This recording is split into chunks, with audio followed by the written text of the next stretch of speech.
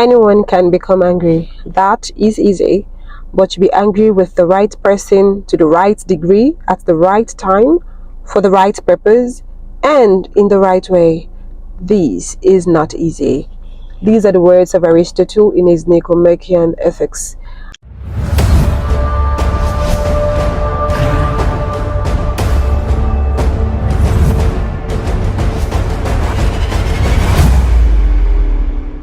Hola people, what's up? Welcome back to my channel. My name is Becca. I film from Kaduna, Nigeria. You know this already. I do not have to remind you. Today we will be reviewing Daniel Goleman's book, Emotional Intelligence. And I must say that this book is a very popular and influential book, especially in the fields of psychology, education, and business. This book review shouldn't take the place of you actually reading the book. That is not the goal. The purpose is for you to actually see if there is something in it for you, and to just catch a glimpse of the book. Really, I will be running through 8 questions. We'll be using 8 questions to review this book. Without further ado, let's get started. Before then, please hold. Please like this video. Please like this video. If you like this video, you're simply telling YouTube that you appreciate the video, that you cherish this video, that this video is informative, that this video is great.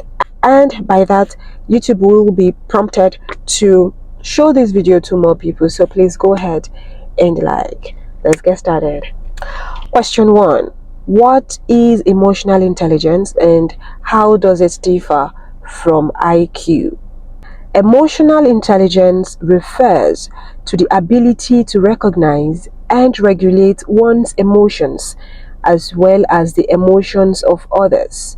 Unlike IQ, which primarily measures cognitive ability, emotional intelligence focuses on social and emotional skills such as empathy, self-awareness, and relationship management. Question 2. Who are the originators of the term emotional intelligence? Daniel Goleman came about emotional intelligence through 2 psychologists, Peter Salovey and John Mayer. They had published their landmark article titled Emotional Intelligence in 1990. They actually offered the first formulation into what emotional intelligence entails. This is based on scientific findings. Daniel Goleman, who was a science reporter at the time, went on to write a book in 1995 titled Emotional Intelligence. Question 3. What are some myths and misconceptions about emotional intelligence? The major misconception is some people saying that emotional intelligence accounts for 80% of success. This is a total misconception. If we go by this, we simply agree that EI, which is emotional intelligence, is perfect to IQ, and that is not the case. You see, we have the hard and the soft domains. IQ is for the hard domains and EI is for the soft domains. So where you need IQ, don't say, well, EI will work, it's more than enough. No, don't do that. Actually, EI works primarily in soft domains. For instance, EI will help you understand yourself better. It also will help you maintain relationships, work, romantic, family, name it. Again, the core competencies of emotional intelligence are empathy, self-awareness, self-management, social awareness, stress management, and conflict management. These competencies ultimately helps to understand oneself better, learn how to negotiate a win-win situation always, and garner the ability to manage your relationships well. Therefore, it's an addition to your IQ. It makes you smarter. It makes you a better person.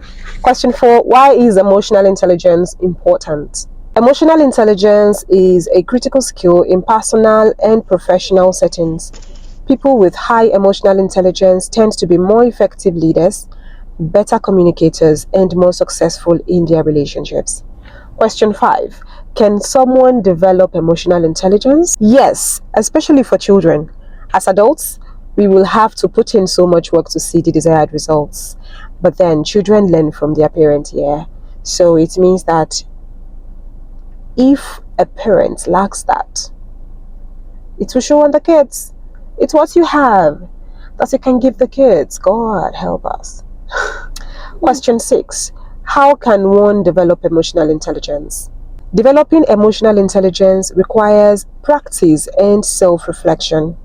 Goleman suggests that individuals can improve their emotional intelligence by cultivating mindfulness, practicing empathy, and developing positive relationships. Please kindly like this video. When you like this video, you will prompt YouTube to show it to more people. So go ahead, click the like button. Thank you. Question 7. What are the different components or competences of emotional intelligence? According to Daniel Goleman, emotional intelligence consists of 4 components: self-awareness, self-regulation, social awareness, and relationship management. This can be better understood via the following breakdown: self-awareness and self-regulation on one side, while social awareness and relationship management will be on the other side. Now, for self-awareness and self-regulation, we talk about relationship with oneself. Like Socrates said, man, know thyself. Know who you are. What's your temperament? What triggers you? How do you cool off when angry? Do you like to be alone? Do you like to create distractions? Do you provide a mitigating information to counter the trigger? Ultimately, self-awareness and self-regulation will help you know your emotional self very well. Next, social awareness and relationship management. It speaks to a relationship with others. Let's look at relationship between lovers, for instance. In chapter 9 of Emotional Intelligence, this book, it speaks about intimate enemies. People living together as lovers, married couples, for instance. How well do you know yourselves? How well do you know things that you will say which will trigger your partner? We should be very aware by now that whatever we say can never be taken back. Whatever we say that will trigger our spouses can never be erased. You've said them. What's spoken can never be taken back. And by now we should learn about our spouses' emotional triggers and then work by that. Next, let's consider relationship between a boss and subordinate. How do you handle work relationships, especially when you're addressing colleagues or subordinates?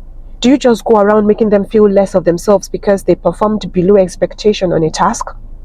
Or do you bet them always and end up, building mediocres? How do you find the balance?